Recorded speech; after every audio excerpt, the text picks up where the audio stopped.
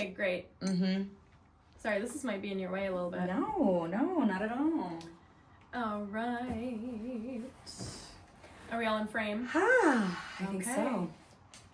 Hello Welcome back to another episode of Gives and Takes. We have our second guest on the pod. Woo! We are so excited. Molly, would you like to share with the class a little bit about yourself? Okay, hi, I'm Molly, and I was invited on the pod today because I am a teacher, just like Sabrina, and we thought it would be fun to do some silly stories about teaching and maybe some controversial takes about some things that are happening in the world of education right now, but like in a fun and goofy way also. Yeah, of course. So. Always keeping it light and fun. Molly and I met in like the most synchronistic way possible. Yeah. We have like, the universe seriously was like shoving us together, like, you guys need to be friends. Like, keep putting you guys together, like, why haven't you figured it out yet? Yeah, like, please. So when I was doing my last semester of student teaching, I was in the classroom right next to Molly when she was a 4th grade teacher at Griffin. And we totally hit it off. Yeah. But then there was another thing. What happened after that? Well, so we were you were student teaching next to my classroom, and then COVID happened. Yeah. And you had left already to go to Greece. Yep. And I was finishing up my first year of teaching. And after you came back from Greece was when you kind of started your life coaching business and your like manifestation coaching. And you did a giveaway, and I won the giveaway. Yes. So then we met up for like some life coaching stuff, and then we hosted a vision boarding event together at a local yoga studio. And the rest is history, as they say. Yeah. And another thing too is that Molly and I, as we were like becoming friends and talking, we were just kind of like sharing a little bit about ourselves and like our journey with self-help and like growth. Oh, duh. And then Molly said, like, you sound a lot like my therapist. And I was like, no, you sound a lot like my therapist. And we're like, wait Stephanie? Stephanie, your therapist? Yeah. So we share the same therapist, which is so helpful because it's just amazing.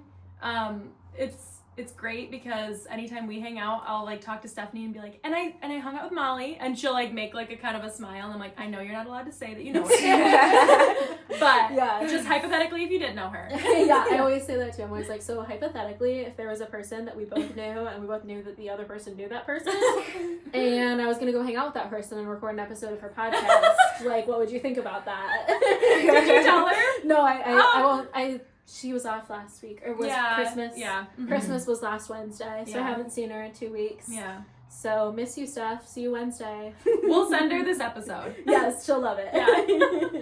So, we just wanted to talk about teaching, and, but first, what's our, Housekeeping. Want to share? Sure. So today, when we're recording this today is December 30th. And so the whole deal, you guys, was that we were going to be running this for the entire month of December, for you to have your entries for our giveaway.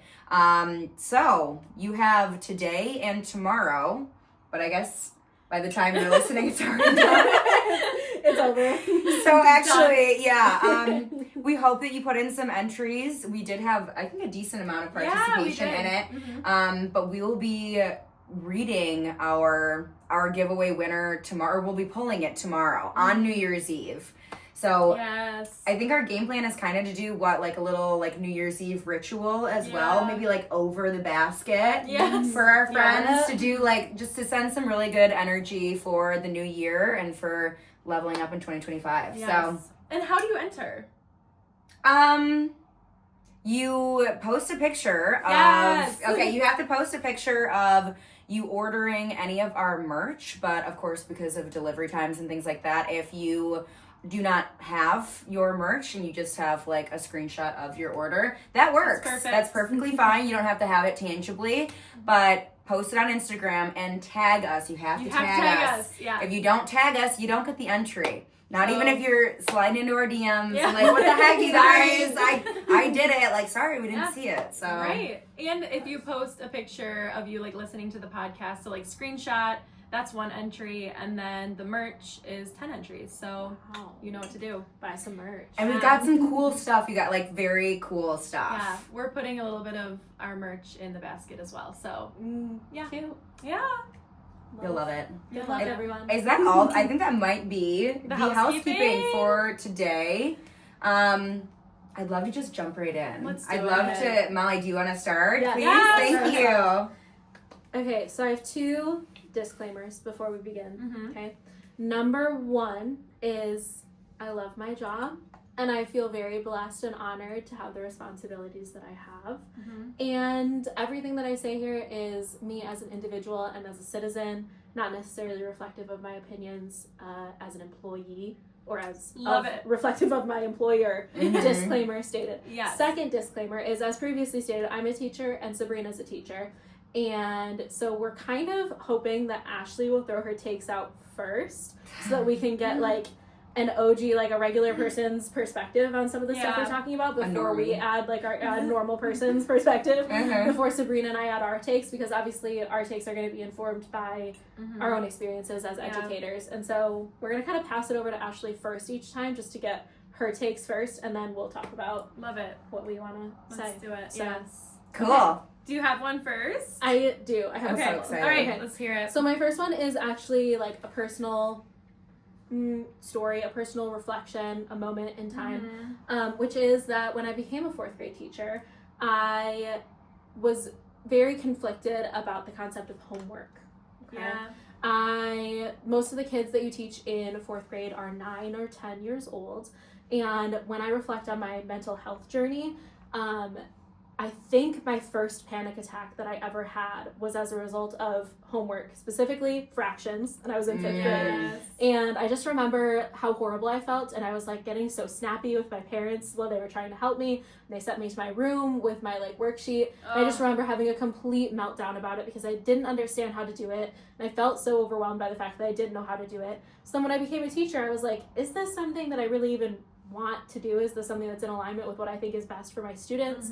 I dove into some research about it and found a lot of supporting evidence that suggests that, especially at an elementary age, you know, elementary school is like about 4 years old to 11 years old, or like kids that are going to be in an elementary building.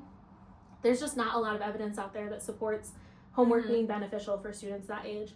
But when I implemented my no homework policy, I had other educators and parents who were not thrilled about that decision.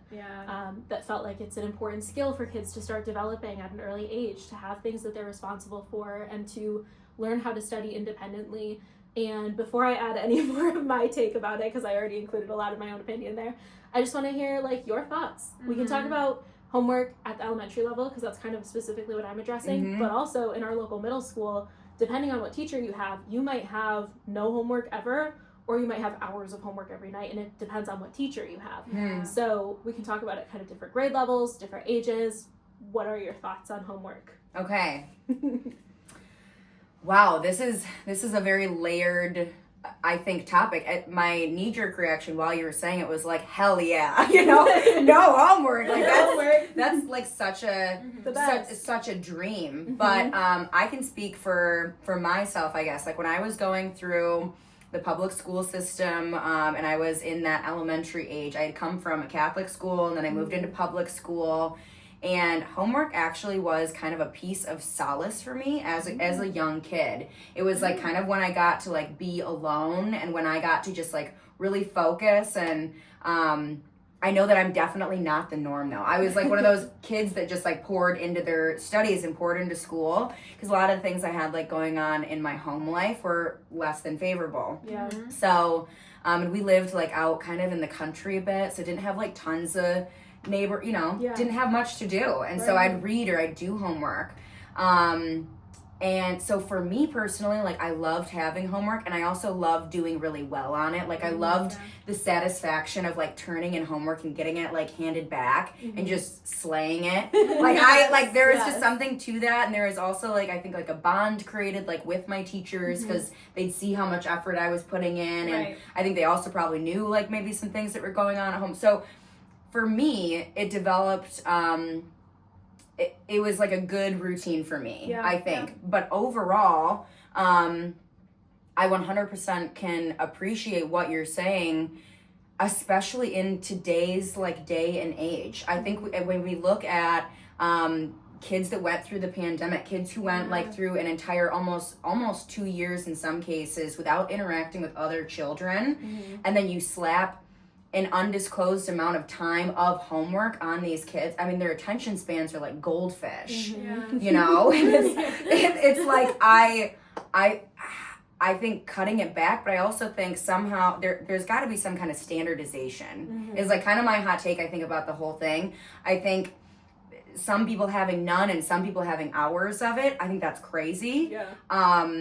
Because then you just feel like you got like the bad pick of the litter if you have like the teacher that gives homework, gives homework, and you almost feel like you're being like punished or something. But I love that you took the time to do all of that research and that you used kind of like your personal experience to your, I think, idea or like the reasoning behind like to help other people, and like that's what educators are there for, is to make like the experience and make learning something that like people aren't tormented by and they don't have trauma about. And so like the fact that you took that time to do that, I think is awesome. Thank you. Yeah. And I want to add something. Please do. It's super interesting to hear that perspective, because honestly, one of my main motivating reasons for not assigning homework was for kids who didn't have great home lives, because my perspective growing up with a pretty great home life was that if you didn't have parents that were supportive, then homework would be harder for you because you wouldn't have somebody there to support you. But it's super interesting to hear the perspective of it was actually really good for me as somebody who was struggling at home, because it gave me structure, it gave me something to do, it was something else to focus on. Like that is a perspective I never considered before this conversation. Oh, that's awesome. It sounds like it like grounded you, and it was just like a time where you got to like be by yourself and like flex your brain muscles. For you sure. know? Like, and I was gonna say the same thing as Molly. Like, when I was in college, there was a woman in my class who did a research paper who I ended up listening to her speak on it, and it was like a 10-minute presentation on how homework essentially was really like detrimental to younger kids, and it really went down like it got down to like the socioeconomic status per student, and if the student, like if their parents worked a third shift job or something like that, then they wouldn't have the assistance that they would have had if another student had like two parents at home. So I think that it really definitely depends on the kid, because like you were saying, like you were doing it by yourself, and that's amazing. I think that there's a lot of kids who would be in your same boat, and then there is also another handful that don't have the support, that didn't have that motivation. So it's very, as hard as it is, and teachers already have a trillion things on their plate, it's such a tailored per student thing. But that doesn't mean that I want Jimmy to have 8 hours of homework a week and then, you know, this other kid to have none. Right. I think it's a very tricky topic. Maybe a solution would be having like every Friday you'd have 2 hours to be able to do that homework in class and get the support that you need. And if you already finish your homework, then you can read. Like you don't get to play on an iPad, because that's like, I don't know, that'd be a little counterintuitive. Screen time conversation later. Right? Like, that's a whole other thing. But like you can do something else that you want to do, like draw or read. But I think that it is a very tricky conversation. So, in summation, what I ended up doing in response to people who were kind of upset about that decision of no homework was that there was an expected amount of time that you were reading each night. Mm-hmm. So every kid had a required reading time, because that is one thing that research has proven that, in case you're curious, about 10 minutes per grade level is about how long you should be reading up until you've reached, kind of fluency.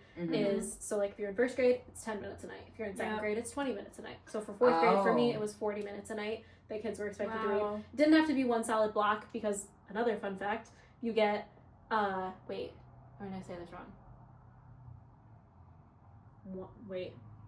10 minutes? No, 1 minute, there we go. You get 1 minute of focus time per year old that you are. Whoa. Okay. So 9-year-old. Neuroscience. Okay, and I want to disclaim, neurotypical. A neurotypical child at 5 years old should be able to focus for 5 minutes without interruption. Okay. A 9-year-old, 9 minutes, right? So you didn't have to do your 40 minutes all at once, because I know you can't focus that long anyway. You could do 10 minutes right after school, and 20 minutes before dinner, and then 10 minutes before bed or whatever. And then my other requirement was that you played outside. I wanted to encourage kids to get outside. And because that was another one of my main motivators was ultimately homework was kind of taking away from family time and relaxation time. You're spending 8 hours learning, and then you're going home and doing more of it. That's kind of overwhelming. And then we had a whole book of worksheets of all of the math that we were doing the whole year. So then you got to take that book home at the beginning of the year, and if you brought a test home and your parents were like, wow, you need a lot more work on fractions or whatever, then they could find the fractions pages in the workbook and work together on them. Oh, that's if nice. If they wanted to do it, every night, if they wanted to do the worksheet that matched the lesson that we did, it was in that book, and they could go home and do it for 10 minutes every night or whatever. Yeah. So it was kind of optional. But when I was thinking about things to talk about on this podcast, I was like, kind of a controversial one is the concept of homework. Because I do think that, if you don't learn how to study at an early age, you're never going to be able to do it. You're never going to be able to focus and to train your brain to pay attention to something for that amount of time. For sure. And we know that the younger you teach somebody something, the better they become at it, right? So, just kind of an interesting question, philosophical, and Sabrina said, it really can't be one size fits all, and there's really nothing in education that is one size fits all. We have to be so flexible with what kids' needs are. Yeah. And that's, I kind of think, what every question is going to boil down to. Yeah. In so many jobs, people deal with numbers, or they deal with items, but we're dealing with human beings. Yes. And they are every type of way they're different. So it's not a one size fits all. Kind of a philosophical switch here. Do it. Because of what you just said, that sparked an idea in my head, which was human beings, right? The phrase. I heard somebody speak the other day, and I wish I could remember who it was so that I could give them credit for this thought, but I don't. But it's basically the idea that we treat kids as humans becoming, as humans that are not humans yet, that they'll maybe be fully formed humans when they're adults, and we treat them as humans becoming instead of treating them as human beings. Wow. Because they're a child, instead of treating them as a human being, a creature who is having a human experience, we're treating them as somehow less than because they're younger, right? And that just shifted my perspective so much, just that concept of this child in front of me is not a human becoming. This is a human being in front of me, and they're having a human experience right now. They're not going to eventually someday be a human. They're a human right now in front of me, and I need to treat them that way. Not adultifying the children at all, but just recognizing the humanity in a child, the inherent humanity in that child is something that really caused me to kind of reflect on. Wow. That's so beautiful. Yeah, that's so beautiful. I think that's probably a larger topic at hand, but I think, even our elders, or, I mean, you just see that in so many different, I guess, marginalized groups, whether they're young or they're old, they are kind of treated as what would the elders be? Unbecoming? Right? The human undoings. Human undoings. bad thing you want to do. For real? But you know, Oh my like gosh. but we do that in society so often, and I like that you made the point of like not adultifying them, because we all know what the ramifications of treating children like adults is. But there's still a person. I think that's really beautiful. I love that. Yeah. If you find that, send it to us. I will. We'll put it on the pod. Yeah. Okay, who wants to go? Do you have something next? I do. Okay. I have a hypothetical situation Yay. just to kind of Good. throw a wrench into everyone's plans here. Keep it going. All right, so this is like totally Billy Madison style. Are you ready? All right, so you have to restart school from 1st grade to 12th grade, but you get $1 million each grade you're in. Yeah. So you have to go back to school and start from 1st grade and go all the way through 12th and graduate. In the 1st grade, you'll get 1 million. 2nd grade, you'll get 2 million. 3rd grade, 3 million. You get the point. You have to complete all assignments, homework, projects, papers, exams, etc. and attend class in person just like everyone else. No skipping grades. You get no special treatment from teachers and have to participate in class just like everyone else. If you get caught cheating, if you fail a class or drop out and don't graduate, the deal is off and the money you have earned now becomes debt owed. Would you do it? Oh, I got chills at that part. Yeah. And then Wait. the edit is you're not going back in time. Whatever age you are now is the age that you'll be in 1st grade. Okay. What do you think? Yeah, my first question was, wait, am I going back in time? Because I Nope. do really like my life the way it is now Yeah. for the most part, and I don't want to give that up by accidentally going back in time and messing it up. Mm-hmm. My gut instinct was yes, absolutely. But then you got to the part about debt, and I started thinking about my high school math classes. And I was like, yeah, I don't know if I could pass those right now, to be honest. Like, and that would be pretty far down the line. That would be a lot of money to pay back at that point. Right. I had to repeat Algebra 1. I had to repeat that class. And then I also had to repeat Algebra 2. It's not because I failed them. I've never failed a class in my life. I want that to be very clear. I'm an overachiever, and I got a C in the class, and I didn't want the C to reflect on my GPA. Yeah. So I retook the class to get a better grade both times because I did not want to have C's on my transcript. Fair. Dang, we are built different, girl. I would let that C fly. She's like, C's got degrees, baby. I'm done. But honestly, a C wouldn't be failing, right? So like, as long as I could do as well as I did with my little baby 14-year-old brain, like I could do it. I don't know, I need to think on it a little longer. Ashley, what are your thoughts? I'm just thinking about it from a time perspective. So number one, we're not going back in time. Number two, it sounds like I'm not able to speed up the process. Like in Billy Madison, he went in there and he, like, of course, like, he read way quicker. Well, and some of it, in some of it he was a little slow. But like he graduated from each of the grades in like 2 or 3 weeks each. Right. This sounds like you have to go to the entire year of the class. I think a little bit like for my sanity, like, don't get me wrong, I love kids, but I feel like after 12 years of doing that at like my age, like, I don't care how much money I have, like, I don't know if I'd have friends, I don't know if I'd have, like, because like all of my best friends, like, well, it's Susie's pizza party birthday this weekend, and like all of my other friends are getting married and having kids, and like their kids are now in my class, with me, and I'm like, I don't know, I feel like I'd just lose all street cred. That's a good point. Like, how old would you be? I'd be after 12 years. After 12 years, I'd be 44. Yeah, that's old to be well, is that math right? 28 and 12. 28. Maybe we need to go back. Plus maybe 10. I need to go. No, you'd be 40. I'd be 40. 40. Yeah, okay. So, but still, I'm 40 years old, like, and I'm not getting paid to be, I mean, I guess I am kind of getting paid to be there. Yeah. Also, then you gotta look, too. Here, I like looking at everything very overarchingly. So, like, okay, now I'm a millionaire, like, very, very rich, and, like, the clout I feel like that you'd get for something like that, like, Billy Madison was on TV. Yeah. You know, I mean, there was, like, a national, there were, like, TV crews coming, so, like, I'd be, like, a celebrity, but also, I don't know, I feel like, actually, the street cred thing it'd be an identity crisis, I think, for me. Like, not knowing how to like relate to other peers my age anymore, I think Right. I would really struggle with. Yeah. I don't care how rich I am. Yeah.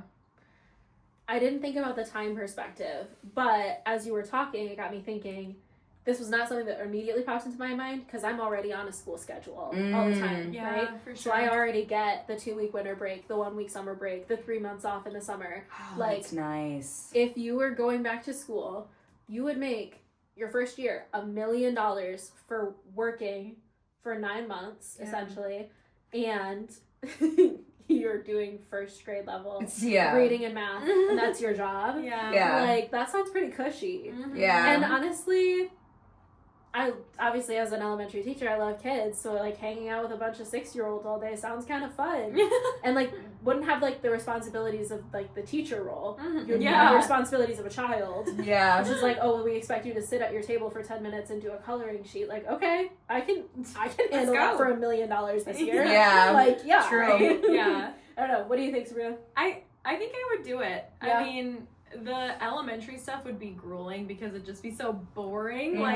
Like, C-A-T. What does that spell? You know, like the spelling. It's cat, damn it! Yeah, right? But Exactly. you could go back to school when iPads are a thing. We didn't have iPads. Oh. You know, maybe if you got through your assignments quickly enough, now you get extra iPad time. Oh, I'm an iPad kid. You're an iPad kid now. Yeah, that's hilarious. Oh my gosh, yeah.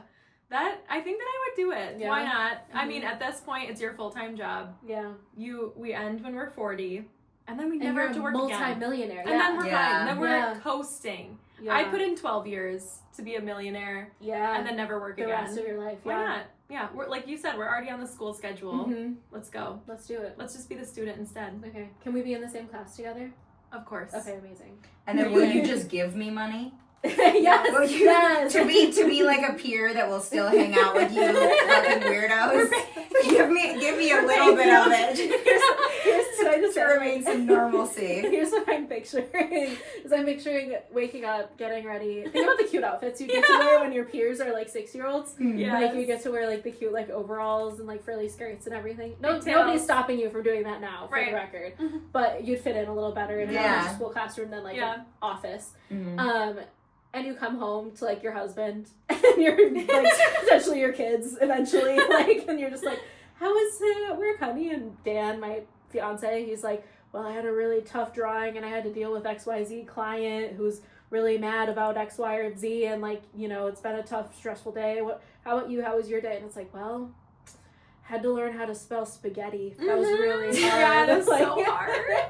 Yeah. That was tough. It That was was a really tough. hard part of my day today. Yeah. And on the playground, Jimmy wouldn't let Susie on the merry-go-round with him. That was really upsetting. Yeah. Like, how does that Yes, work? you get recess time. Yes, recess. Oh my god. That's so fun. Yeah, Yeah. good one. I love it. That's Yeah, a good That's a question. good one. I like that one. Do you want to go next? Do you Sure, have one? let's do it. I think I sent them to you. I believe. Yes. All right. So this is an Am I the Asshole Okay. subreddit. So am I the asshole for forcing my kid to get a job even though it hurts her social life at school? So my daughter, Sophia, is 16 and she goes to a private school that a lot of the richer families send their kids to. My wife works there, so we get a huge discount on the price. I would prefer to send the kids to public school, but our school district sucks a lot, so private it is. I truly don't know how the kids act at that school, but the best way to describe it is that they're snobby. My breaking point for this was when my son sent a video of my daughter being extremely rude to a fast food worker. My wife and I discussed it, and we agreed she needed to get a job so that she would understand that these people deserve respect and how awful it might feel for a customer to be a jerk. So she's been working at Target and dealing with all of the customers. She hates it, and it got out in school that she has a job. This resulted in people not inviting her out like they used to since she's lame, in quotes, for having a You're job. getting outed for having a job. That's crazy. My wife wants to let her quit her job, and we got in an argument about it. I think it's better she learns that they were never her friends in the first place, and she should keep her job. My wife thinks I'm an unfair jerk, and Sophia hates me at the moment. Am I the asshole for this? What do you think? Am I starting? You can if you want. Do you already have thoughts? I do. Okay, you yeah. start. this is the time, like, I'm assuming that she's in high school, let her hate you, because this is such a good life lesson. I look back and I reflect on my first jobs. They are so important to who I am today. You know what I mean? Like, I seriously learned so many life lessons. The value of money alone was so valuable to me, learning that. Oh, sorry, just touched your toe. That's all right. Toe touch. Little toe touch moment. I think that, like, she's allowed to hate you. You're not the asshole, in my opinion. There might be more to this, but I think that, like, she should hate you at this point. Do it. The teenager, Why not? you're supposed to hate your parents. Yeah, exactly. Okay, I'm glad Sabrina went first because it kind of got my wheels turning a little bit. I agree. You're not the asshole for making your kid get a job, and I agree with what Sabrina said about, like, learning the value of money. I also had a very important lesson taught to me by my 3rd grade teacher when I was getting pretty badly bullied by some girls that I really badly wanted to be friends with. And they really badly just wanted to treat me poorly. And, oh my gosh. that was, but I just wasn't, it was a very toxic relationship of, like, they would be nice to me one day and then the next day they'd be bullying me, and then it would be good for a couple days and then it would be, like, mean again. So sad. Just enough to keep me, like, comfortable and, like, staying there. I know, right? I feel that to my core. Yeah. And so my sad. 3rd grade teacher told me that sometimes some of our friends are be careful friends. Ooh. And what that means is that you can still be friends with them. Nobody's saying not to be friends with those people, but to be careful with your heart around those friends, because they're not always going to make the best decisions for you. And awesome. I have really held on to that lesson. That teacher I actually ended up working with later on in Oh, life. cool. Once I became a teacher. Cute. So it was really cool. But shout out Miss Gang Cars if you're listening. Oh, that's so cute. And so that just kind of, like, that's kind of what this story brought out to me, is, like, that opportunity for a lesson of, like, sometimes let me gather my thoughts on that. If somebody is not your friend because of something like, I have a job, if somebody's not your friend because of the way you got your hair cut or whatever else is, like, the little things that teenage girls end friendships over, they're not really your friend, and the sooner in life you learn that lesson, the better. And the less heartbreak you'll have over your friendships long term, right? If you learn sooner your own value as a friend, then, like, you're gonna be able to have more healthy friendships for the rest of your life and better boundaries for yourself and everything, which is not really the point of this question, but or the I story. love it. But that's kind of what that brought out for me, is, like, not only is it an opportunity for her to, yes, learn about the responsibilities of having a job and to be able to reflect on the lesson that she learned about being rude to customer service workers, but also the life lessons that are inherent to that about friendship, I think are also really valuable. Yeah, definitely. So you don't think he's the asshole? I don't. No, okay. I do not think he is the asshole. Okay.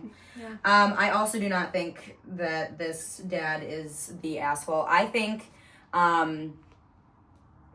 that in modern day society, I think that these are the principles that are becoming more frequently lost to the younger generations of, like, what you may have and what is, like, normal for you is not, like, the norm across the board. I feel like, again, kind of post-pandemic and just the world we live in, so many kids live in bubbles. And, I mean, we can speak to that. Like, the high school we went to was definitely, like, a bubble. And I think the earlier that you learn that the world that you live in is not the only world that exists, it's invaluable.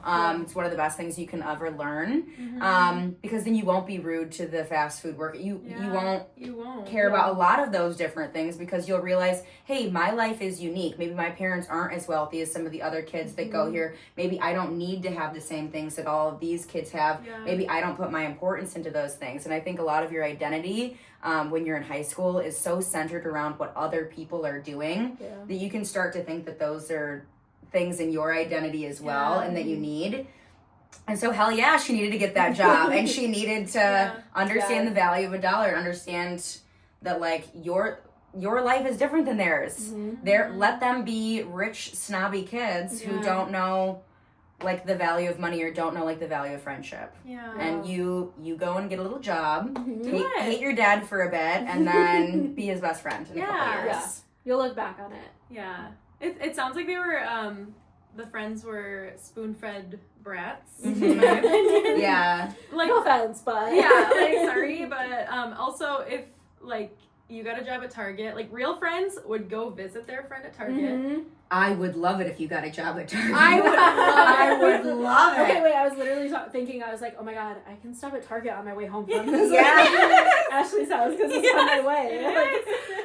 We love a good Target. Yeah. A good Target stop. But, like, it would never feel like work because real friends would always show up around your shift. Like, hey, when are you working? I'm just going to walk around with you while you fold clothes or whatever. Yeah. I think it'd be so much fun. Yeah. So. I never had a retail job. I worked at, like, an ice cream store, which is, like, the job that you get in the town that we live in. Yeah. So, the coolest. I only worked in the summers, but I always babysat. That was my big thing. And, okay, you have siblings. Do you have siblings? I have a younger sister. Okay, yeah. So let's talk a little bit about siblings and, expectations. Because I was talking, my brother and I actually work at the same school. My brother also works at the elementary school that I work at, which is awesome. So fun. Mm-hmm. Shout out Mitchell. Love you. And the kids love him too. Of course. That's like the best thing about elementary schools is if you're a boy, you automatically get so much credit because you're surrounded by women all the time. But he's also really great at what he does. Yeah. But that being said, we were talking the other day because one of the other teachers that we work with was sending her daughter to driver's training, and Mitchell was really freaked out about that because he had that child as a camper when he worked at a day camp in our area. And just the idea to him that kid was old enough to be going to driver's training was like so astonishing. And I'm at that stage now where kids that I used to babysit like have their driver's licenses. And that's like so mind-blowing to me.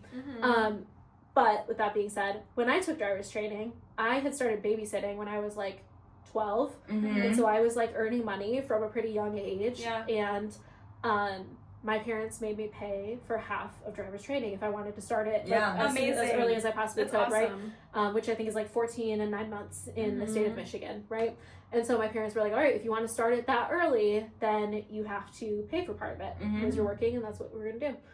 And I was like, okay. So every time I babysat, I put like $20 of whatever I earned into an envelope that was on the fridge.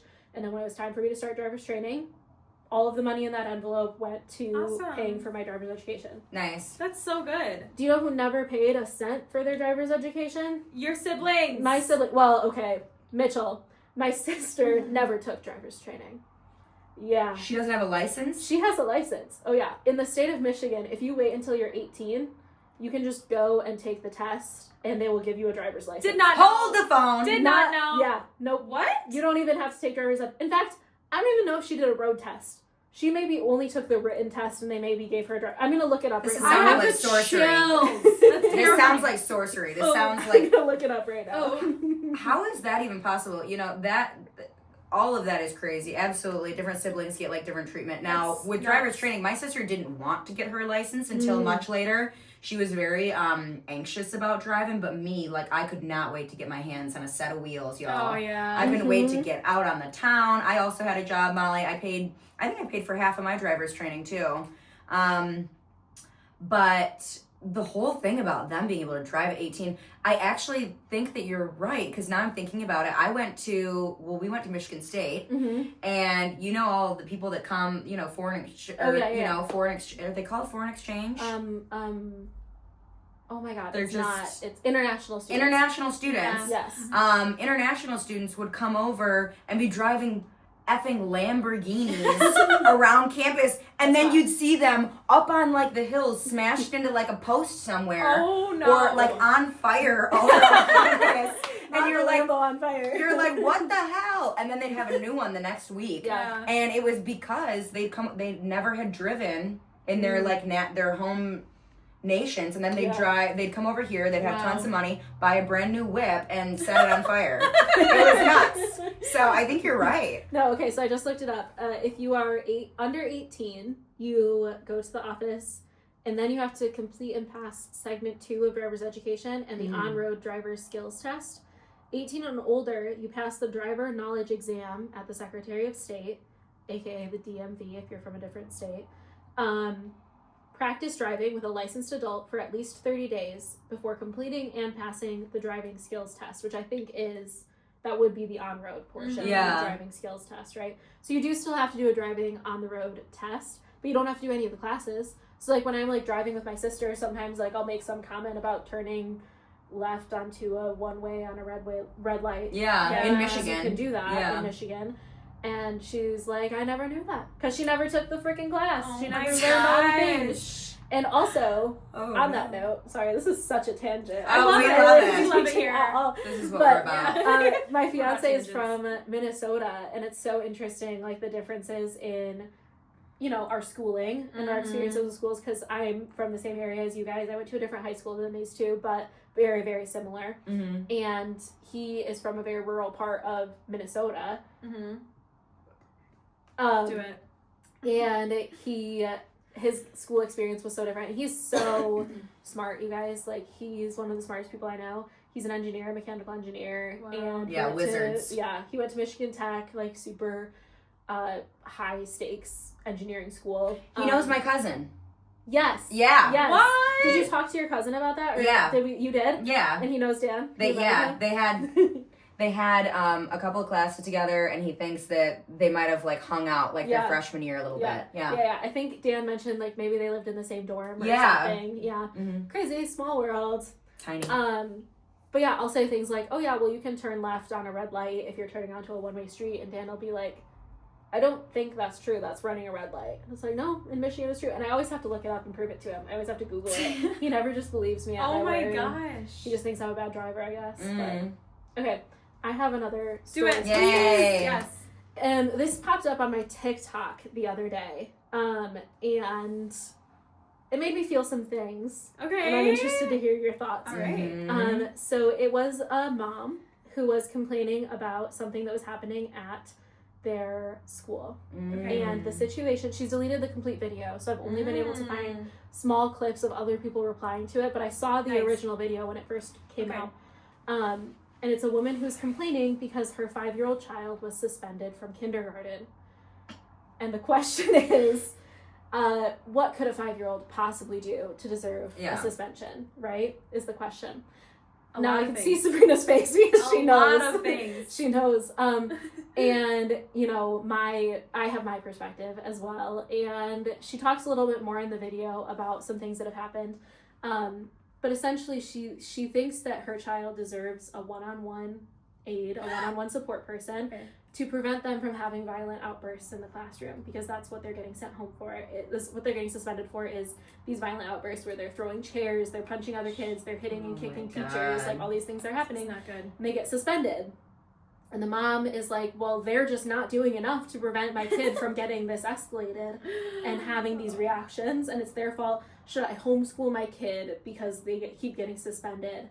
No. And so that's kind of what I want to throw out there to you.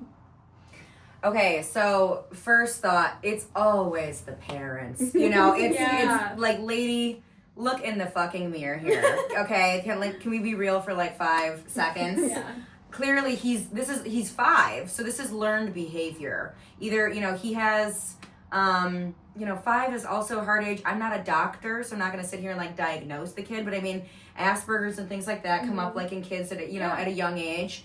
But the problem is that they're doing that in public. It's because they're getting away with doing it at home. And so if they're like that at home, what are you doing about it, bitch? What are you doing about your kid kicking and biting and like hurting people? Or is he potentially seeing you doing that in your house too? And now you want to flip the script and make it the educational system's problem and fault when they're the ones walking around with bruises and bite marks all over them, as if that's not bad enough.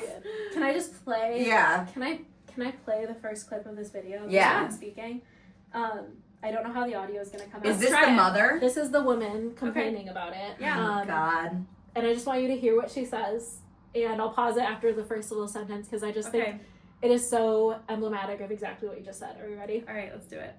I get a bit, unlike my normal high vibe and so frustrated. My 5-year-old is suspended. He is kicked out of the classroom. And he's like a little angel baby. And I know, as parents... Liar! You're a liar! You are a fucking liar. Why don't you go back? Why don't you take a step outside, take a little lap, smoke some more of your menthol cigarettes, bitch, and get a grip, because your little angel baby is actually like the baby from The Incredibles. He's catching on fire, and he's a tyrant. Jack. Oh, yikes. That just took me. Yeah. I was just like, her voice is all I needed to know. And that sounds terrible, because I think I kind of have one of those voices myself. No. But, I mean, the call's coming from inside the house, lady. You know?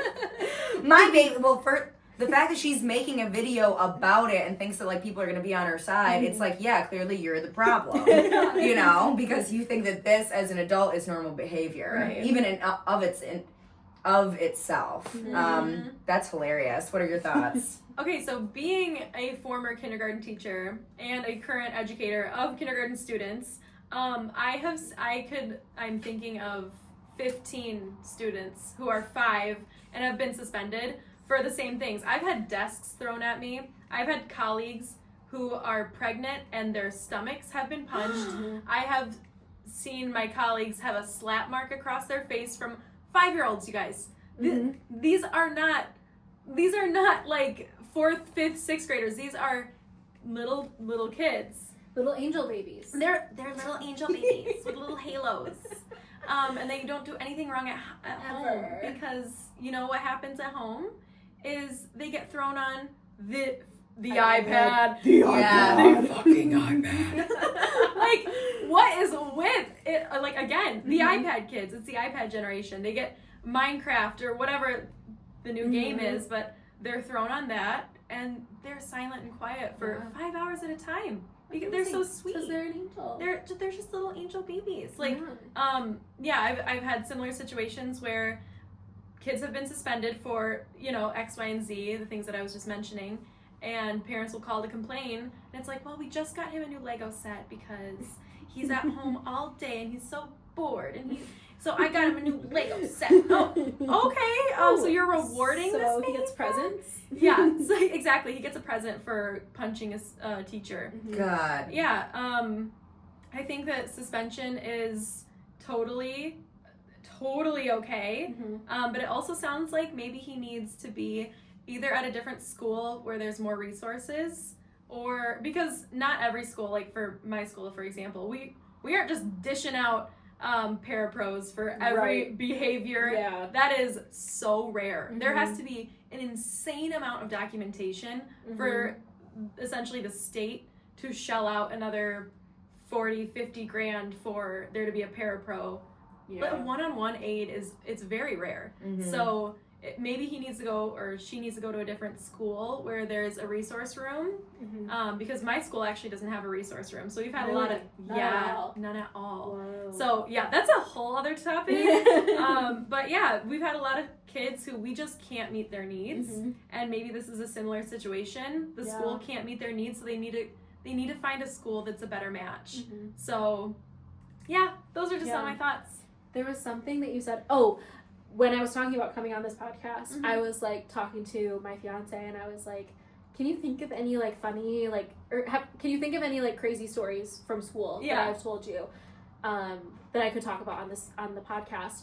And he was like, oh yeah, well what about the time that kid threw a desk at you and threw a chair at you?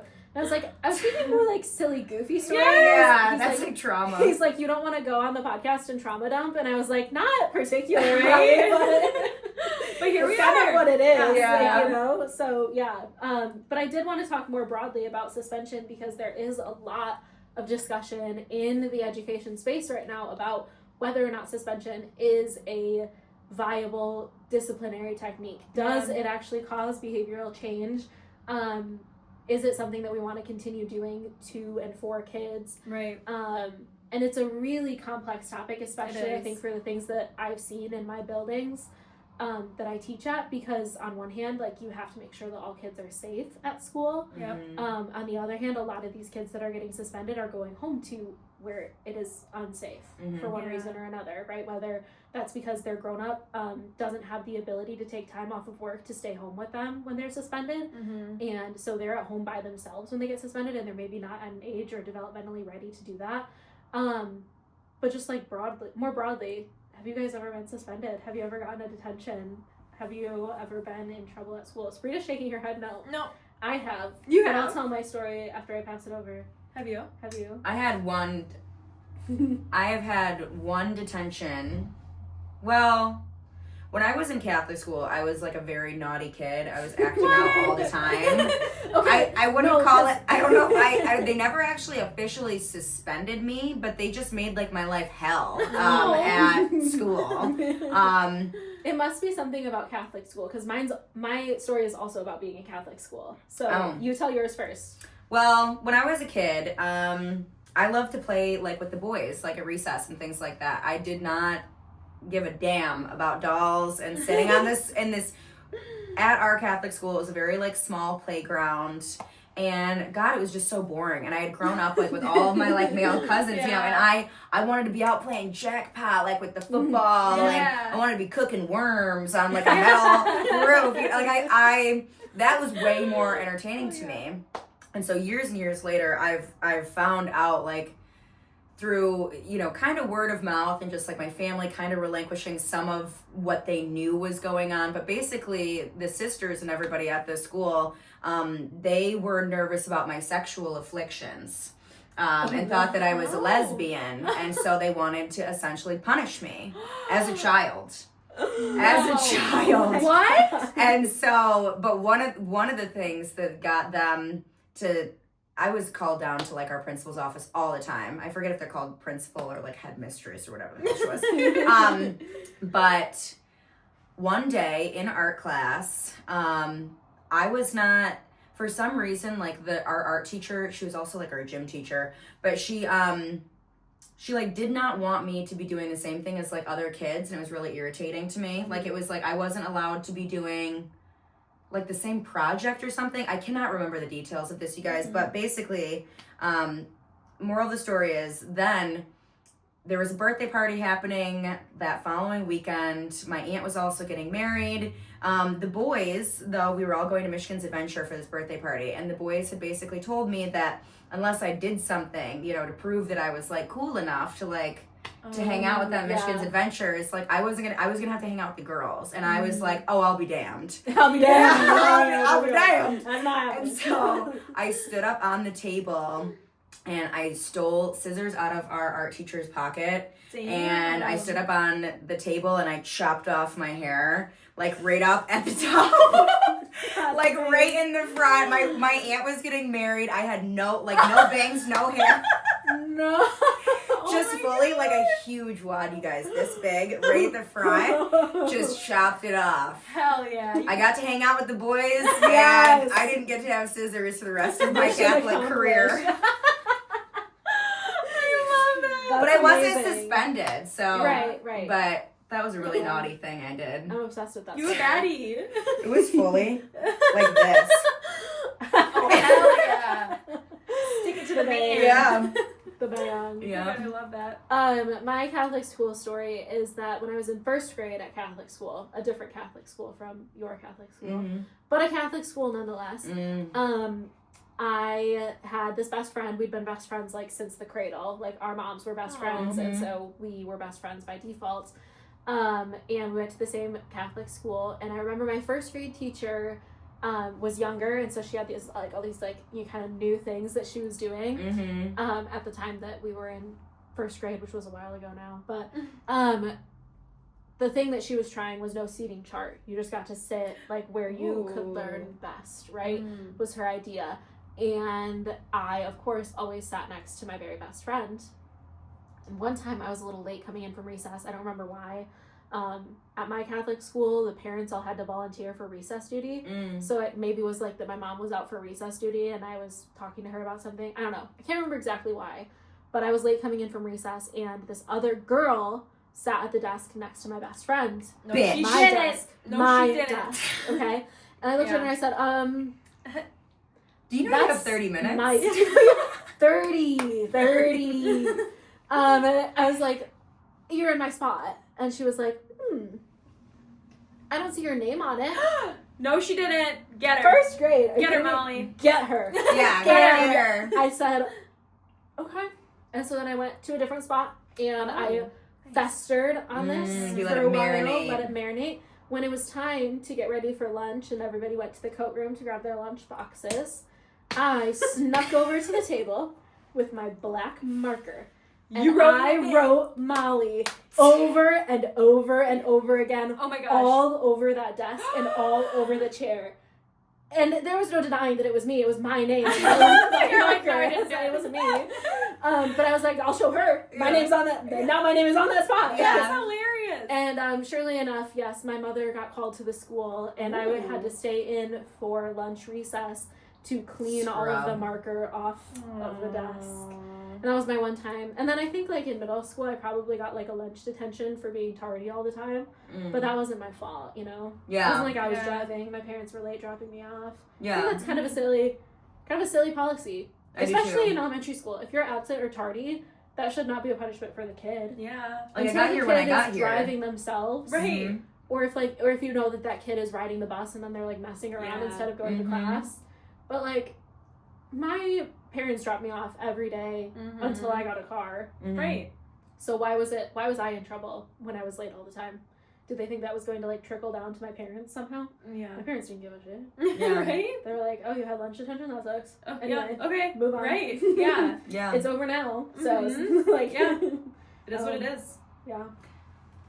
I had one detention in high school, and it was because we had a substitute teacher, and I really had to go to the bathroom. And as, like, a female, I mean, as a human being, if I have to go to the bathroom, I think that's a crazy rule. We want to talk about crazy rules. Oh, you have to wait till so-and-so's back. So-and-so has fucking Crohn's disease, and he's going to be in there for 3 hours, damn it. Like, I need to go. Yeah. And so I didn't say, you know, like, fuck you, but I basically was just like, I'm going to the bathroom to the substitute. Yeah. And who was the sub? I don't remember who the sub was, but the teacher who it was kind of just like a bitch. And so the idea that she finally like got me, like she was one of those teachers, you know, that like, oh, here's like the sub had something like bad to say about you, like finally I can like write you a detention. Because like I wasn't a bad kid. Yeah. I just had a bodily function I needed to release for God's sake. Yeah. I mean, hello? Right. And the detention was such a joke. Our physics teacher just played guitar the whole time. Oh. Do you remember the one from Finland? Maybe I did have a detention. Okay. Oh.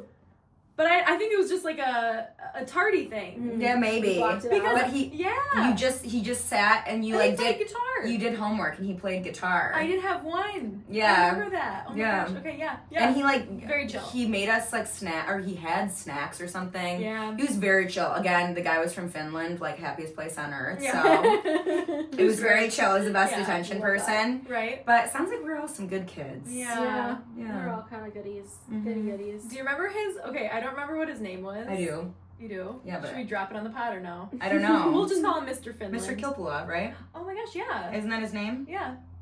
Yeah, for sure. Mm-hmm. He had a teaching style where he would ask questions, and so I was absent one day, and I really did not understand this physics homework. I was saying, but why does like the slope go this way or whatever the hell? Well, why do you think it does? Is all I kept getting, and I was like, no, I was absent. I actually need to know the reason why. Yeah. Why do you think it would do that? It was so frustrating, but when the light bulb hit, it hit. And I never forgot until right now. Yeah. Yeah. I never forgot that physics until this moment. Yeah. I have another Am I the Asshole? Please do. Oh, yay, good. Please. Okay, this is sort of a parenting related one, but it's about a school related issue. Kind of like the other one, yeah. Am I the asshole because I won't ask the teacher to change my daughter's grade? My daughter Inez is in the 8th grade. I'm a single parent who's barely getting by. We can't afford the activities for graduating class like trips to New York, dances, etc. I told Inez this, and she seems to understand that we just can't afford it. I got called in to talk to her English teacher over a paper she wrote last month. The prompt was what I did on spring break. Inez spent it at home or tagging along with me to my job. But instead, she wrote this 10-page story about how she found this door in the office that I cleaned that took her to the past. Essentially, she wrote a short fiction story instead of the paper her teacher wanted, and she got a D. Inez wanted me to convince the teacher to change her grade. I told her that she can't just submit short stories instead of homework, so she deserves the poor grade. But Inez said she doesn't have anything to work with otherwise, and she hates English. We're going back and forth. She has a C in English, and I told her she's grounded until she gets her grades up. Inez is upset and won't speak to me. I had another meeting with a school counselor who suggests that I'm being too harsh on her and to encourage her to write more. But that's not the problem. The problem is that Inez doesn't listen to me or her teachers and acts like she's living in that dimension in her stories, and that's not how the real world works. Am I the asshole? Kinda. Dang. Kinda. Her spring break was going with you to your job. Like, sorry that she wanted to get, like, a little creative with it and, like, fly off to a place that wasn't your fucking job, Deborah. For spring break, I mean, I'm sorry. I think that is a little... Also, it's 8th grade here. Did it answer the prompt? Like, technically it did. I mean, she's saying, like, what she did over spring break. How was the grammar in it? How was it written? Was it written well? It sounds like she spent 10 pages. I mean, that's a ton of work. Was the contents of it a decent read? Okay, I think then give her a good grade on the writing itself. Mm-hmm. It's not like this was like a writing competition. It's not like there was like sanctimonial standards that every single person had to follow here. It's not like anybody's winning or losing anything for writing it to a T. Yeah. I think just like let her dream a little bit. I feel like that's a little bit, maybe. I mean, and maybe the daughter, is having like listening problems, and maybe she's not listening to the teacher or at home and things like that. But honestly, that sounds like an 8th grader to me. Like it sounds like a kid going through having hormones and maybe save up if you can and take her to do like a little something on spring break next time. Maybe take her to go get her nails done so she's got a story to write about. Right. I don't know. Is that so harsh? I don't know. I totally agree with you. I feel like this is the hard thing with teaching is like obviously the student is extremely gifted in one specific writing genre and she seems to like write off everything else. But I think that's why it's so hard as a teacher because yes, you want to teach them different writing styles and you have different assignments, but couldn't she have allowed that to be some sort of like extra credit and then say like, awesome, that was a great extra credit project, but now can we go back to the original assignment? Mm-hmm. Like kind of like a little redirect. Don't shoot down her dreams because this is how dreams are crushed. This is like kids have such fragile emotions and at that age you want to foster them. Mm-hmm. You want kids to want to come back to school. Yeah.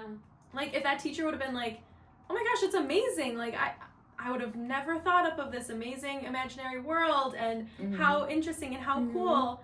And I want you also to learn how to write this because it's important for XYZ, like for when you're older. Mm-hmm. I think that there's a lot of tricky situations when it comes to children's dreams because there's on one hand you got to teach them, but then you have to foster them at the same time, which is almost more important in my opinion. What do you think? Yeah. I feel like 8th grade, specifically when this particular story is taking place, is such a pivotal moment too for imagination, right? I feel like once you get to high school, it's kind of when people start talking to you about your future career and where you're going to go to college and what you're going to do with your life and the ability to kind of be imaginative and to be creative starts to kind of get squashed a little bit around this age. So kind of in the lines of what you were saying, Sabrina, not just of being encouraging and of them and being courteous of their emotions, but also like fostering that sense of wonder, that imagination, saying like, hey, you're a really great writer. Have you ever thought about writing as a career? Because you're one of the comments on the post actually suggested just putting a paragraph at the beginning of the story that said, while I was on spring break, I went to work with my mom and I was bored, so I wrote this story. The rest of the story is the rest of your paper. And but I do think it brings up an interesting question about like fact that some kids are going to do really cool stuff on spring break and they're going to want to talk about it and share about it, and some kids aren't. And how do we balance that with having such a variety of kids in our classes that like we honor every kid's experience and we're never making another kid feel like left out or other because they don't have the same things as somebody else. So maybe a suggestion to the educator in that situation would be giving them 3 prompts that they can choose from. Maybe like, if the goal is exposition, personal narrative, which it sounds like based on the prompt, that's what it is. Maybe one option is write about what you did over spring break. Maybe option number 2 is to write about what you're looking forward to when you come back to school. Perfect. And like a third option is to write about, you know, what you envision your summer break looking like. I don't know. Just offering a couple different options instead of one thing, because when it comes to like personal narratives, every kid has such a vastly different life experience, and it sounds like this family's going through kind of a difficult time. So you want to be able to support students and make them feel seen and heard, even though their lived experience is different from other kids. 100%. I for sure, when I was younger, lied on papers like that about what I did for like spring break. I would just like make up like a full on line. I think all my teachers like knew. I was like, oh yeah, well we like went to the zoo this first day, then we went to this huge water park the next day, and then we went to and looked at puppies the next day, and then we, you know, it was like probably more like third grade, you know, second or third, but I would lie all the time in those things. And it was like a creative writing. I always got good grades on them. So did your guys' teachers do good things at the beginning of class? We do at my school now, but we never did when we were kids. What's that? Okay, so good things is part of capturing kids' hearts, which is I don't know, would I call it a curriculum? Maybe like a system that a lot of schools have been trained in and adopted for fostering, for building relationships between staff and students, and for positive behavior intervention. So good things is like the first 10 minutes of your class, kids get to share something good that's happening to them in their life right now. You don't have to share if you don't want to. Sometimes if I offer the option for good things, I don't call it good things, I call it 2 things. And I say you can share any 2 things that are going on in your life right now, and they can be positive or negative, because sometimes kids are having an experience that they want their class to know about. I've had kids share, like, my dog died last night. Oh my God. And it just lets everyone in the class know right away, like, I'm having a hard time today. And it helps them to be more gentle with each other and builds empathy. So that's why I call it 2 things and not good things, because sometimes you don't have a good thing to share, but there's something that's important for everyone in your class to know. But that's again, awesome. That's kind of my perspective on that with the whole like spring break thing, is just like giving all kids an opportunity to participate and share despite what their lived experience might be. Anyway, your story reminded me that sometimes when we offer good things, a kid will share something that's really cool. Like this weekend, it was my cousin's birthday, and we went to Kalahari in Wisconsin, and we spent every day at the water park, and it was so fun. And I even got to stop at the Nike store on my way home and get a new pair of shoes here. Right? And then you call in 2 other kids, and you call in the 4th kid, and the kid's like, yeah, well, I actually also went to Kalahari this weekend, and I also got new Nike shoes. I'm just not wearing them today. So my mom said I can't wear them to school, so you won't ever see them, but I did also do that. That's my favorite. That is literally the best. Because they don't want to be left out, but they love the story. And and they see the clout the other kids are getting from sharing that story, and they're like, I need that too, and I can get that. I was saying that also cute. Happened to me. I love it. Do you guys want to end on 2 things? Sure. Let's do it. Let's do it. Instead of small wins this week, we'll do 2 things. I love it. I guess I'll go first since I'm currently holding the mic. The talking stick. This morning, literally like 2 hours ago, I pulled trigger and we got a new dog. Yay! So yes, Kaya has a sister now, and Holly Molly Jolly. Holly Molly Jolly, Jolly Molly Holly is something. Her name is up in the air. She's 1 year old, and she is a Colorado Mountain Dog. Her name is Holly. I already have an aunt Holly, so shout out to my aunt. Wink wink. Holly, you get it. So I don't know if I can have 2 Hollies in my life, so I'm looking for a name. So right now, Holly Molly Jolly is gonna have to do. And that's and another thing is Does it have to be 2 things? Your basement. It does not have to yeah, be. my basement. Thank you. I knew that something else was going on. Yeah. We painted. It looks so freaking good, you guys. I love the color. I'm obsessed. We Is it went like a with dark iron gray? ore. Nice. Yes, it is so rich in color. It is, oh my gosh, it's so moody. And then I told James that I wanted a shiplap wall on like for an accent wall. And he's such a good husband. He went out the next day. He's like, okay, which kind? I picked out exactly what I wanted. And then him and his friend were up until the wee hours of the morning doing that. Wow. So then I woke up to my basement, like the walls are all done and they look so freaking good. I'm so excited for yeah, those are my 2 things, you guys. I love it. That's so Who wants to exciting. go? I'll go next. You go. My first thing is that I just got back from traveling for Christmas. We first did like a 4-day trip to Nashville a couple weeks ago and to visit family. And then I was home for like 5 days, and then I was traveling again, went to Minnesota to be with my in-laws for Christmas, went down to Portage to be with my family for the days after Christmas, and then finally came home. Leading up to that, a week before all of that, Dan left for his own trip, so it had been over 16 days since Dan had been in our house. Wow. Yeah. Oh my gosh. So we're finally back together in our house, which is so wonderful. Yay. And I love that. And my favorite thing about it is that my little tuxedo cat, if we can, I'll send you a picture and you can pop it up here. Yes. His name is Moo, and he is my pride and joy. And he is, you know, he's the type of cat that'll like come and cuddle with you if you've been sitting on the couch for a while. But he's not like he's never been really outwardly loving. And since I got back from this trip, he is like so lovey-dovey. He is following me around everywhere. He is like crying anytime I close a door.